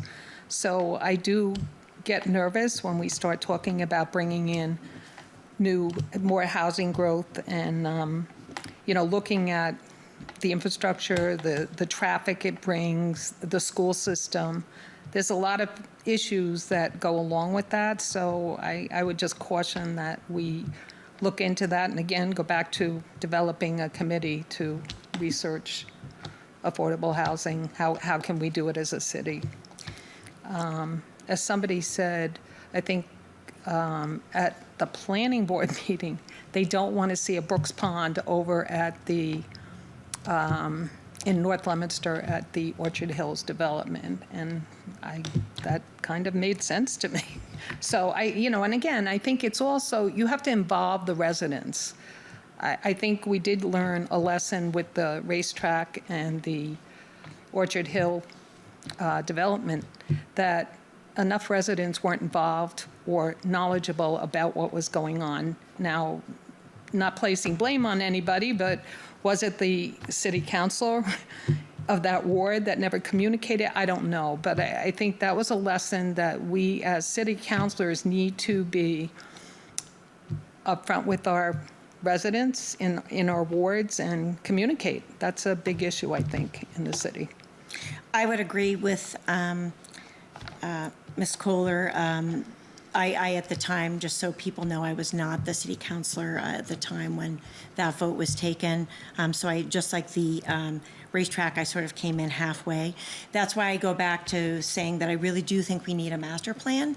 I think we need not only a master plan for where we want to move forward with housing, but also to move forward with those capital improvements.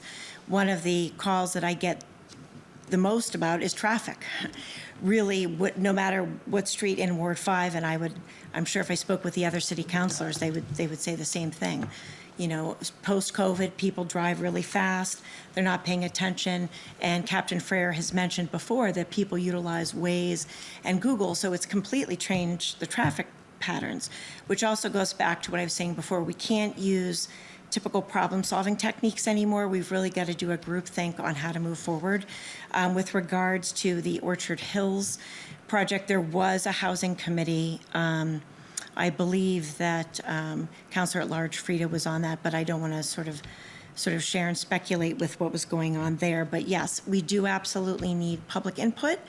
I think we need both a master plan for the city as far as where we're moving forward with housing, as far as a capital improvement plan, and looking at how we're going to deal with the inverse relationship between building more housing, which we need, and addressing things that are already congested like traffic and the schools. Anything else from either of you on this? No? Nope. All right, we'll move on to the next question. We've talked a lot about housing. So other than the housing shortage and housing crisis, looking at Leominster, what do you view as the biggest challenges and opportunities that you see over the next decade? And what ideas for new policies or initiatives will you bring to the table to help shape the city's future? Ms. Noseworthy. Sure. I think that kind of as we've talked a little bit, we need growth, but we already have congested traffic, and those sort of inverse relationships are a struggle, not just for our city, but for most cities and towns in the Commonwealth. I think someone else had mentioned this before, but I think we really need to look at our ordinances. One of the things, having only been on the council for 6 months now, that I'm seeing is that, helping part of when I talk about transparency, it's not just transparency about what I'm doing, but transparency, helping constituents better understand municipal government, how to interact, so then they can make the best decisions of how they want to advocate. And I think one of the best ways we can do that is to also look at the ordinances on the books and figure out which ones made sense 10, 20, 30 years ago, and which ones might be hindering growth and that kind of creative problem solving that I've been talking about moving forward. Ms. Kohler. Okay, so one of my hopeful initiatives would be, for the success of the city going forward, is to, again, expand on our education system, our technical education system. I think it's a gem in this community, and I really think that it's an opportunity to encourage people to move in, because we have a premier school district, which we do. And also, if we built a strong CTE, we have one now, but if we reached out and went into the manufacturing, the biotech fields, as Monty Tech does, I believe, we would be able to keep those people here and also use the services that they're training. And I just think it would be a win-win for everybody. So to me, the education piece is important. Another challenge for our future is the Manusnak Brook project. We know that's going to span until May of next year and put a burden on, all the local restaurants and the residents, who are used to enjoying going out to eat and parking right outside the restaurant. And now, we're talking about creating a bus to go there, which is fine, but we definitely need to support them as well. Another thing was entertainment in the community. And I've heard several people talk about this too. What do we have for people to engage in entertainment outside of school. Somebody had mentioned Okay, if I could creating. just 1 minute, if we could set the clock for the open discussion to 5 minutes, and you can continue. Okay. Somebody had mentioned creating a sports complex, where children could do indoor basketball. Well, they can now anyway, but whatever. And I thought that was a good idea. But another thing is we've lost, bowling alleys and things like that. You have to go to Gardner, I think, to get to the closest bowling alley. Yeah, I think it may Harvard, but Or it's small. actually, there is one in Fitchburg. But, those are things that are really important, and they're team-building things. But also, I don't know, this might be difficult to say, but I did hear rumors about a casino, and I'm not sure if that might come to fruition, but I don't know. People are talking about it, and, so I think that's something we maybe should consider to support. I wanted to just add, as I had mentioned earlier, I am absolutely in agreement about our CTEI program. And as I mentioned, not only just reaching out and building relationships with current organizations, not just within Leominster, but Twin Cities and maybe even beyond. Part of that is going to be, and certainly our schools do the absolute best that they can, but part of that is that every year we pass a net school spending budget, which for those of you at home simply means the state makes a list of all the cities and towns and districts in the Commonwealth, and they let us know what's the minimum we can spend. Traditionally, Leominster spends either right at net school spending, which means the least we can spend without getting fines or sort of in trouble, or within about 2 percentage points of that. And I think we're going to have to look at that as a community, because I do think that everything in a community comes from quality education and special education. The second thing I want to mention is I also agree about the entertainment piece. Wherever I can go, and I'm putting it out there to the Kmart gods, even though it's in Fitchburg, I've been saying, wouldn't it be great? So there's an Apex Entertainment in Marlborough, that it would be so fantastic to have like an Apex for adults, kind of like my counterpart was saying, where it's such a big building, you could have bowling, you could have pool, things that are relatively inexpensive, but then you can spend money on food and all those other things. You could have golf, you could have a stage. I think you could attract pretty much everybody from every age group. And then my idea was, if on Sundays it was 18 plus. So it would give the teens something else to do. I'd much rather see that, I think, than a sports complex. And with regards to the Manusnock business, it is a difficult situation. I've been to all the meetings. I share on my social media page every day, both what's going on, everything that we're hearing from the mayor's office and the project, and giving people information about parking. And what I've been doing is, try and make it as simple as I can for people to frequent our local businesses downtown, or if they're having an issue with the website, trying to help them fix that, or get creative about ways that we can support our local business. And to that point, one of the other things I've been doing is working with our Chamber of Commerce and connecting small local business within Ward 5 with the Chamber if they're in need of support. And then also utilizing my social media every time I can to sort of spotlight them and see what we can do to increase growth and, get their names out there so we can grow local business. And you brought up a good point about social media. I think that's probably one of the most important things today. Everything is run by social media. I know the mayor communicates through social media, so if you're not on social media, that could be a problem. Sorry, I thought you were done. No, and personally, running this election, I went on social media. I had not been on social media before. So I definitely think we need to, come up with ways to get that communication out there. If you don't have social media, there's no more newspaper. Well, there is online, but so that's definitely something that we as a community need to look at. How are we going to reach out to, residents and let them know what's going on? I think that's important. I'm so glad you brought that up because that's why I actually started my quarterly in-person meetings at the public library for now until we grow them more larger.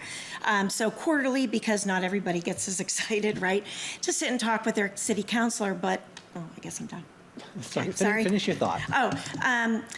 To my counterpart's point, I created those starting in June and share with people that they can call or text me. But I'd love to have in-person conversations because it's a different group think, and not everyone is on social media, so I'm trying to increase equitable access. Good. Moving on to closing statements for up to 3 minutes. We begin with Ms. Kohler. I would like to thank Kevin, LATV, and FLAP for hosting these debates. I considered running for city council several years ago, and the time was right now. The Ward 5 city council seat became vacant due to the unfortunate passing of Peter Angelini in March. My skills and experience make me the best candidate. I have built many relationships in this community and have a collaborative working relationship with the mayor and city council members. I'm an independent thinker, not a rubber stamp. In 2022, I was humbled to be named Female Leominster Citizen of the Year. I'm a former military spouse, and I raised my 3 children in Leominster. I'm a retired accountant from Hanover Insurance Company for 32 years and Sterilite Corporation for 11 years. Let me start by sharing my dedication to the city of Leominster. I served 28 years on the Leominster School Committee in various roles, including vice chair of the school committee and chair of the finance subcommittee, focused on fiscal accountability to taxpayers. I served as a member and chairperson on the Mass Association of School Committees Special Education Subcommittee, and I was awarded the lifetime membership in the Mass Association for School Committees. I served on the Friends of the Leominster Library Board, former treasurer of a Boy Scout Troop 11, current bookkeeper for the local Sisters of the Presentation, current treasurer of Ginny's Helping Hand and Beacon of Hope, and current and former treasurer and president of the Leominster Lions Club. And I currently serve as an alternate member on the Leominster Zoning Board. Having lived in Ward 5 for 45 years, I look forward to serving the residents of Ward 5 and seeking opportunities for improvement. Most recently, in 2023, Leominster had a devastating flood which impacted my ward significantly. It became evident that the city's infrastructure needed major revision. We appreciate the current upgrades being done to water and sewer pipes in Ward 5 and replacement of sidewalks. We hope these upgrades take into account the infrastructure needs for future housing developments, including ADUs and in-law apartments. Future buildings such as housing development should be considered in collaboration with impacted residents. I will be a voice for any development impacting Ward 5. We learned this from the proposed racetrack, and the current issues with the Orchard Hill project. The rail trail is a welcome addition to the city, enabling residents to enjoy the environment, but there are some concerns from Ward 5 residents whose property abuts the rail trail. We must develop ways to implement better monitoring of quality of life issues raised by residents who live near the rail trail. And I'm running out of time. 10 seconds. Thank you for this opportunity to present myself. It will be an honor to serve the residents of Ward 5. Please vote on November 5th for Sue Kohler. Clear vision, results driven. Thank you. Thank you. Ms. Noseworthy. Thank you. I'd like to begin by thanking Scott Kurland, Executive Director of LTV, host Kevin Cormier, Flap TV, and the technical support staff for this opportunity. Journalism and accurate reporting are an essential part of our democratic process, and I'm grateful for the chance to speak with you tonight. I want to speak directly to the voters of Ward 5 and share who I am and why I'm asking for your vote to continue serving you on the City Council. My husband Graham and I have been married for 23 years this February. We bought our home in Leominster 20 years ago, where we live with our 2 youngest adult sons and our dog Percy. Our oldest son and his wife live in Billerica, close to her work.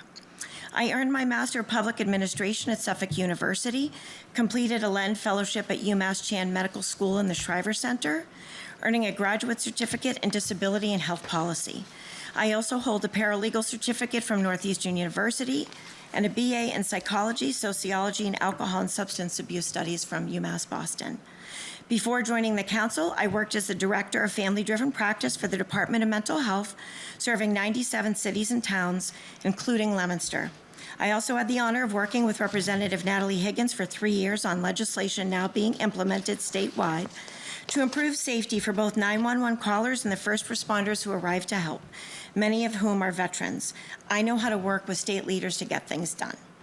As an Army veteran and the first female to serve on the Leominster City Council, I take that responsibility very seriously. I walk Ward 5 every other day to stay connected and keep an eye on what's happening in our neighborhoods. And I've nearly walked the entire ward twice now, knocking on doors to learn what matters most to you. One of the things I've heard over and over is the desire for community and civility during these uncertain times. I want you to know that regardless of party or background, I am here for you. Everyone deserves dignity, respect, and to feel heard. During my time on the council, I've worked with the mayor to proclaim May as Mental Health Month. I've created quarterly in-person meetings to build community. I've partnered with the Leominster Police Department and local stakeholders to address safety from traffic and bus concerns to larger issues like abandoned buildings and overgrown tree limbs. I've met with environmental groups to explore projects addressing drainage and sustainability in our ward. I built relationships with the Chamber of Commerce, connecting small businesses with resources and promoting their growth. And through it all, I've worked hard to provide responsive constituent services with a listening ear and a smile. I humbly ask for your vote on Tuesday, November 4th. I'm Carrie Beth Noseworthy, your incumbent Ward 5 City Councilor, listed first on the ballot.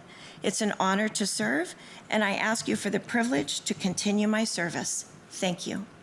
And that concludes this debate between the candidates for Ward 5 City Councilor for the City of Leominster, Carrie Noseworthy and Sue Kohler. Thank you very much for appearing and Thank you. answering to voters. You did a better job than I did. Thank you very Getting my much. stuff in.